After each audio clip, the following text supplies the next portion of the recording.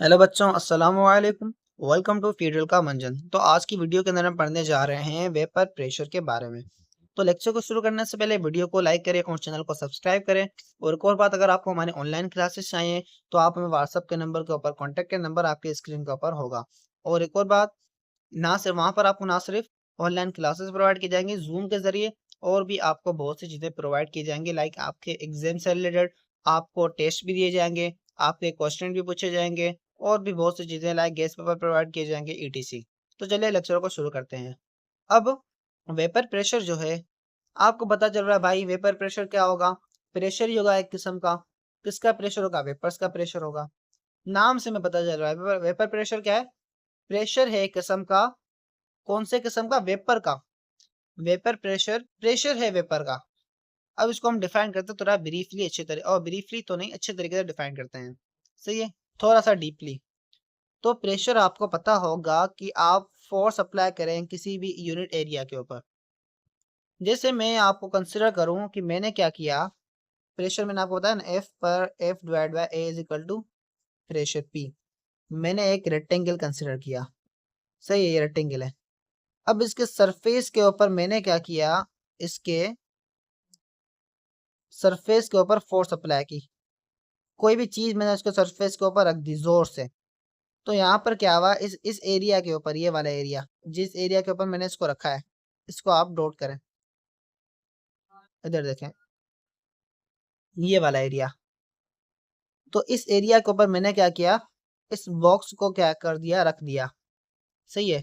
इस बॉक्स को रखने से क्या हुआ, मैंने क्या किया, फोर्स अप्लाई की एफ।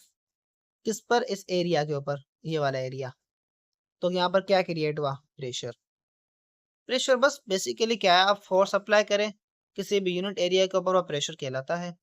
अब बात आती है वेपर प्रेशर के बारे में। वेपर प्रेशर क्या होता है, तो मैं आपको थोड़ी सी डेफिनेशन का मुजाहिरा करवा देता हूँ, देन हम इसको अच्छे तरीके से समझेंगे। Vapour pressure of a liquid is a pressure exerted by vapors of a liquid in equilibrium with the liquid at a given temperature।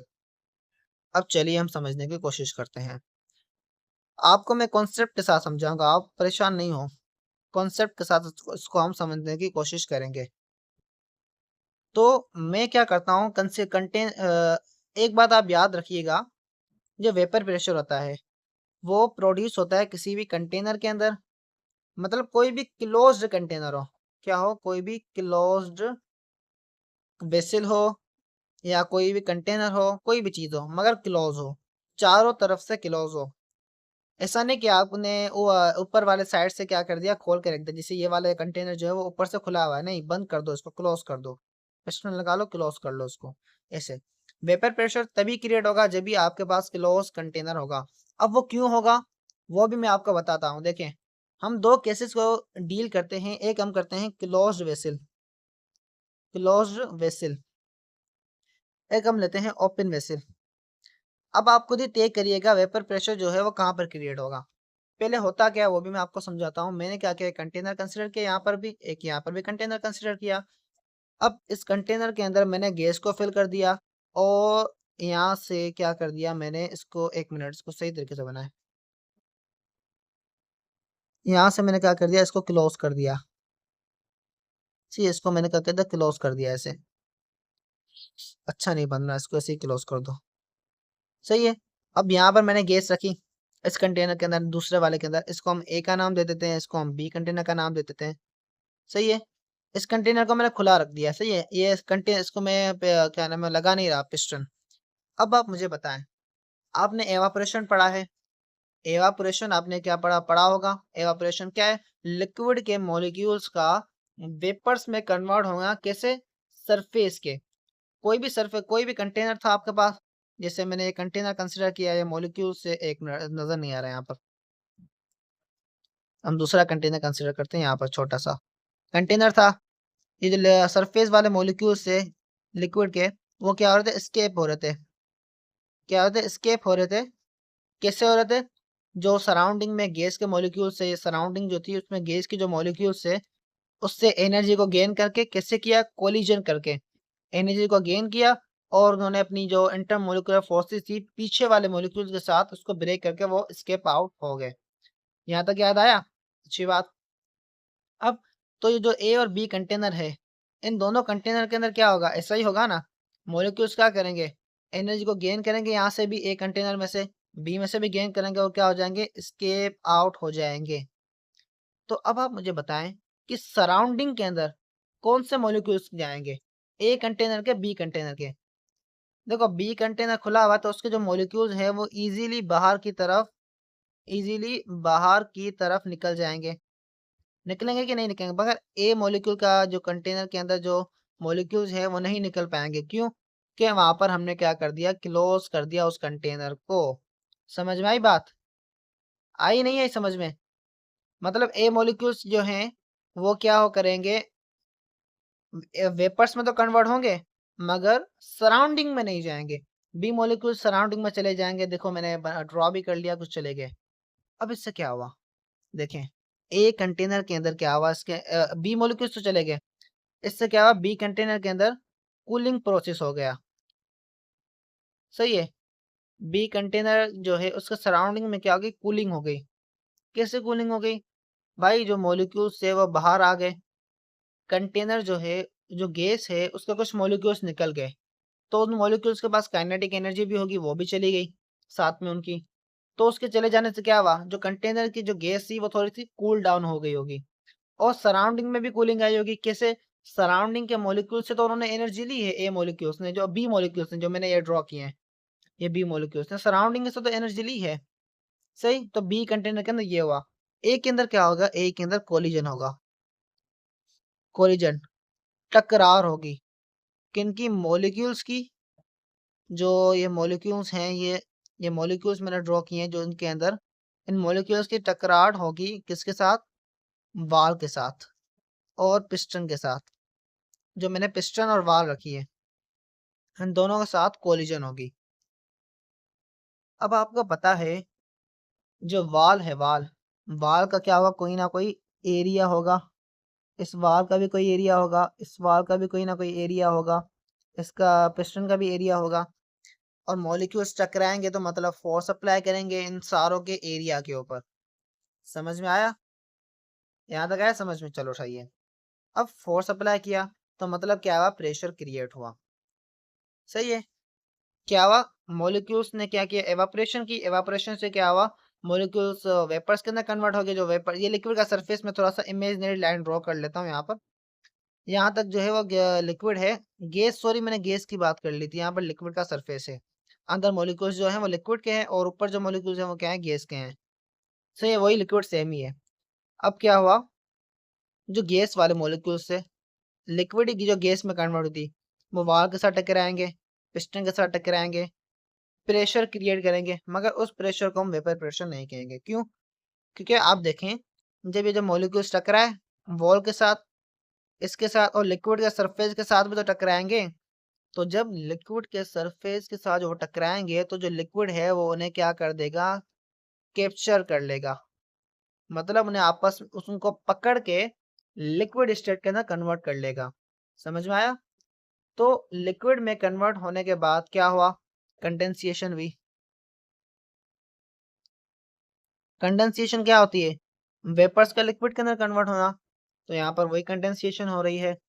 सही, मगर क्या हो रही है, एवापोरेशन भी हो रही है। समझ में आ रहा है ना?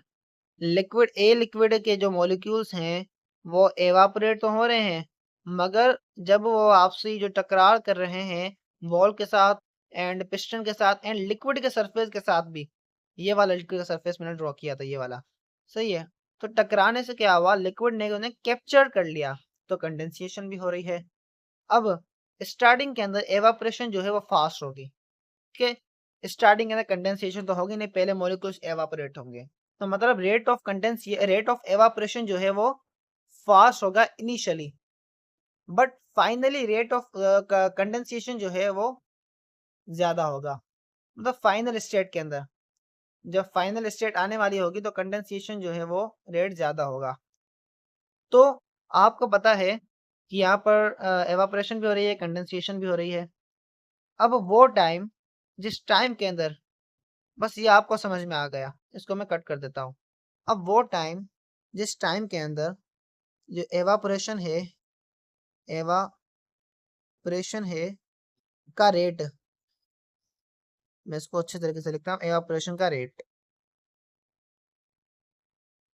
जो रेट है एवापोरेशन का वो बराबर हो जाएगा किसके, रेट ऑफ भी लिख लें यहाँ पर, कंडेंसेशन। ये जो डबल एरो मैंने ड्रॉ किया है इसका मतलब है इक्विलिब्रियम पॉइंट। सही है, इक्विलिब्रियम पॉइंट। इक्विलिब्रियम पॉइंट कब आएगी, जब इक्विलिब्रियम पॉइंट मतलब जो दोनों साइड बैलेंस हो। जिसे हमने वहां पर पढ़ा नहीं था, क्या नाम है, reversible reaction, irreversible reaction, reactant product में कन्वर्ट होगा, प्रोडक्ट रिएक्टेंट में कन्वर्ट होगा। और वो टाइम, जिस टाइम के अंदर जितना हमारे पास रिएक्टेंट है, मतलब जितना रेट है हमारे पास conversion of reactant into product, वो बराबर हो जाएगा जो रेट है conversion of product into reactant. तो उस पॉइंट को हम कहेंगे इक्विलिब्रियम पॉइंट। मतलब उस इक्विलिब्रियम पॉइंट के ऊपर कोई भी चेंज नहीं आएगा। जितना जितनी स्पीड के साथ रिएक्टेंट प्रोडक्ट में कन्वर्ट हो रहा है, उतनी स्पीड के साथ क्या नाम है, प्रोडक्ट जो है वो रिएक्टेंट के ना कन्वर्ट होगा। मतलब जितनी स्पीड के साथ, जितने रेट के साथ एवापोरेशन हो रही है, उतने ही रेट और के साथ कंडेंसेशन हो रही होगी। कौन सी पॉइंट के ऊपर, इक्विलिब्रियम पॉइंट के ऊपर। इक्विलिब्रियम मतलब बैलेंस। तो इसका ये मतलब हुआ कि जो लिक्विड है हमारे पास, लिक्विड है, उसके अंदर कोई भी चेंज नहीं आएगा। समझ रहे हैं बात को, कोई भी चेंज नहीं आएगा। बट आप देखें कि जो हमने कंटेनर कंसिडर किया था, कंटेनर मॉलिक्यूल कंसिडर किए थे, और क्या नाम है, हमने इसके ऊपर सही बनाओ यार इसको, 1 मिनट में। हमने कंटेनर कंसिडर किया था, मॉलिक्यूल्स कंसिडर किए थे, और उसको हमने क्लोज कर लिया था। तो एवापोरेशन भी हो रही थी, कंडेंसेशन भी हो रही थी। तो उस दौरान वाल के साथ तो मॉलिक्यूल्स कोलाइड कर रहे होंगे ना, कोलिजन कर रहे होंगे मॉलिक्यूल्स वाल के साथ भी, कंटेनर के साथ भी। तो वो पॉइंट, जिस पॉइंट के ऊपर rate of evaporation and rate of condensation आपस में बराबर हो जाए, तो उस पॉइंट के ऊपर जो प्रेशर क्रिएट होगा, मतलब जो वेपर्स प्रेशर लगाएंगे। देखिए एवापोरेशन हो रही है, मॉलिक्यूल्स वेपर्स के अंदर कन्वर्ट हुए, यहाँ पर क्या दिखाया मैंने, एवापोरेशन भी, वेपर्स के अंदर कन्वर्ट हुए, तो उन्होंने टकराया भी, और वही मॉलिक्यूल उसी टाइम के अंदर उतने ही मॉलिक्यूल्स वापस से क्या हुए, कंडेंस भी हुए, कंडेंसेशन भी उन्होंने की। तो ड्यूरिंग दिस उन्होंने प्रेशर तो लगाया होगा ना उन वेपर्स ने जो एवापोरेट हुए थे। सही। तो मतलब वो टाइम, जिस टाइम के अंदर रेट एवापोरेशन का रेट भी बराबर हो जाए किसके, कंडेंसेशन के रेट के, और जो मॉलिक्यूल्स प्रेशर क्रिएट करेंगे, जो वेपर्स या मॉलिक्यूल्स के लिए प्रेशर क्रिएट करेंगे, उस प्रेशर को हम कहेंगे वेपर प्रेशर। क्या कहेंगे, वेपर प्रेशर। समझ में आया, गुड। तो हम कह सकते हैं कि आप ऐसे भी इसको ड्रॉ कह सकते हैं, लिक्विड स्टेट बराबर हो जाए, लिक्विड स्टेट जो है वो इक्विलिब्रियम में होगी किसके साथ, वेपर स्टेट के साथ। या आप इसको ऐसे भी कह सकते हैं कि vapour pressure of a liquid is the pressure exerted by the vapors of a liquid molecules in equilibrium with the liquid state giving temperature। ऐसे भी आपको डिफाइन कर सकते हैं। वो वेपर प्रेशर, किसी भी लिक्विड का प्रेशर होगा जो वेपर्स लगाएंगे लिक्विड के इक्विलिब्रियम में, इक्विलिब्रियम मतलब बैलेंस, लिक्विड के साथ एट गिविंग टेम्परेचर। देखो लिक्विड के मॉलिक्यूल्स वेपर के साथ क्या नाम है, इक्विलिब्रियम में है। तो इस टाइम में, इस पॉइंट में या इस टाइम के अंदर जो भी लिक्विड के वेपर्स हैं वो प्रेशर लगाएंगे, उस प्रेशर को हम कहेंगे वेपर प्रेशर। बट जो इस टाइम के अंदर इक्विलिब्रियम आएगा उसको हम कहेंगे डायनामिक इक्विलिब्रियम। यहाँ पर लिखा हुआ है this state is called the state of dynamic equilibrium. Dynamic का मतलब होता है नॉट स्टैटिक। मैंने आपको उसका क्या नाम है, एंटोनियम बता दिया। डायनामिक का मतलब होता है मोशन, मतलब मूवमेंट, मोशन। डायनामिक में, डायनामिक इक्विलिब्रियम मतलब वो इक्विलिब्रियम जो अचीव होने के बाद भी कोई चीज थम नहीं गई होगी, कोई चीज रुक नहीं गई होगी। एवापोरेशन भी हो रही है, कंडेंसेशन भी हो रही है, मगर रेट दोनों का बराबर है, इक्विलिब्रियम है। तो मतलब प्रोसेस रुका नहीं है, प्रोसेस का रेट बराबर हो गया है। मतलब प्रोसेस तो फिर भी हो रहा है, मोशन हो रही है, मतलब मूवमेंट मूवमेंट हो रहा है प्रोसेस के अंदर। समझ रहे हैं बात को, हाँ ऐसे ही होता है। अब कुछ फैक्टर्स होते हैं आप वेपर्स के, वो भी मैं आपको बता दूं। ये नहीं कीजिएगा कि एक कंटेनर हमने कंसिडर किया था, इस कंटेनर के जरिए मैं आपको कुछ सेकंड्स के अंदर सारे क्या नाम है फैक्टर्स जो है बता देता हूँ मैं आपको। इसको मैंने क्लोज कर लिया, क्लोज हम रेड के साथ कर लेते हैं, क्लोज कर लिया। अब आप मुझे बताएं, अगर इसका जो टेम्परेचर है इसको मैं हीट करूँ पीछे से नीचे से, तो हीट करने से क्या होगा, एनर्जी बढ़ेगी मॉलिक्यूल्स की, एनर्जी बढ़ेगी तो क्या होगा, टेम्परेचर को हम राइज करने से एनर्जी इंक्रीज होगी, एनर्जी इंक्रीज होगी तो क्या होगा, इंटर मोलिकुलर फोर्सेस जो है वो वीक होंगी, वीक होंगी तो मॉलिक्यूल्स क्या करेंगे, इजीली एवापोरेट हो जाएंगे, इजीली एवापोरेट होंगे तो क्या होगा, एवापोरेशन का रेट जल्दी जल्दी होगा। एक कंटेनर जो है पानी का, जिसके अंदर पानी पड़ा हुआ है वो है 50 सेल्सियस, एक कंटेनर जो है जिसके अंदर पानी पड़ा हुआ है 30 सेल्सियस, तो एवापोरेशन किसके अंदर ज्यादा होगी भाई, एवापोरेशन उसके अंदर होगी जिसके अंदर क्या नाम है 50 सेल्सियस टेम्परेचर है जिसका, तो मतलब जल्दी मॉलिक्यूल्स एवापोरेट होंगे, वेपर्स बनेंगे, जल्दी प्रेशर लगाएंगे, वेपर प्रेशर इंक्रीज होगा, मतलब टेम्परेचर के साथ जो वेपर प्रेशर जो है वी पी, वीपी मतलब वेपर प्रेशर डायरेक्टली प्रोपोर्शनल है टेम्परेचर के साथ। Increase the temperature of the liquid, increase the kinetic energy of the molecules, which decrease the intermolecular forces between the molecules, so the molecules can easily escape from the surface of a liquid, so the rate of evaporation is increased. That's why the vapor pressure directly proportional to the temperature. समझ में आया?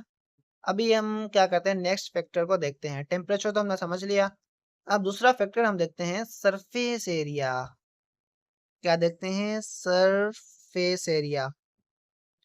चलो आपसे पूछता हूँ, आप बताओ surface area के साथ क्या होगा, डायरेक्टली, चलो मान लिया डायरेक्टली। हम जब पता आप डायरेक्टली कहेंगे, आप सोचेंगे नहीं, आप डायरेक्टली कहेंगे, आप कहेंगे सरफेस एरिया ज्यादा होगा, एवापोरेशन ज्यादा होगी, एवापोरेशन ज्यादा होगी तो मॉलिक्यूल ज्यादा एस्केप आउट हो जाएंगे और वेपर्स के अंदर कन्वर्ट होंगे, तो सरफेस एरिया के साथ क्या होगा, डायरेक्टली रिलेशनशिप होगा वेपर प्रेशर का। बट टोटली रॉन्ग, कोई भी रिलेशनशिप नहीं है। आप सरफेस एरिया बढ़ा दें, आप कंटेनर का सरफेस एरिया कम कर दें, आप कंटेनर का सरफेस एरिया बढ़ा दें या कम कर दें, बेटा आप देखेंगे कि जो मॉलिक्यूल्स का एवापोरेशन ज्यादा होगी तो कंडेंसेशन का रेट भी तो ज्यादा होगा। सरफेस एरिया वही है, ज्यादा होगा तो ज्यादा मॉलिक्यूल्स कंडेंस होंगे, कम होगा तो कम मॉलिक्यूल्स कंडेंस होंगे। समझ रहे हैं बात को, ज्यादा सरफेस एरिया तो ज्यादा ही कंडेंस होंगे ना, कि एरिया सरफेस जाम दिया, बहुत एरिया दिया हुआ है सरफेस का, तो मॉलिक्यूल्स इजीली क्या होंगे, कंडेंस होंगे।